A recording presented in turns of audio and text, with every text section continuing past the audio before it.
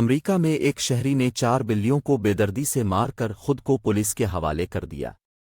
غیر ملکی میڈیا کے مطابق شکاگو شہر میں 22 سالہ نوجوان تھامس مارٹل نے مبینہ طور پر 4 بلیوں کو 4 جون سے 30 جون کے درمیان مارا۔ رپورٹس کے مطابق واقعے کے بعد ملزم نے اپنے وکیل کے ہمراہ پولیس اسٹیشن جا کر خود کو پولیس کے حوالے کر دیا، جس کے بعد اس کے خلاف مقدمہ درج کر لیا گیا۔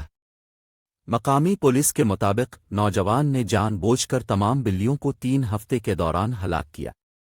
رپورٹس کے مطابق نوجوان نے 2 بلیوں کو پانی میں ڈبو کر مارا، جبکہ ایک بلی کے ٹکڑے کیے، اور پولیس کو گھر سے ایک مری ہوئی بلی پلاسٹک کے تھیلے میں ملی، جسے مبینہ طور پر مائکروویو میں بھی رکھا گیا تھا۔ غیر ملکی میڈیا کے مطابق نوجوان نے پولیس کو سرنڈر کرتے وقت کاغذات میں دماغی مسائل کے سنگین مسائل کا اعتراف کیا ہے۔ رپورٹس کے مطابق پولیس اس سارے معاملے کی مزید تفتیش کر رہی ہے۔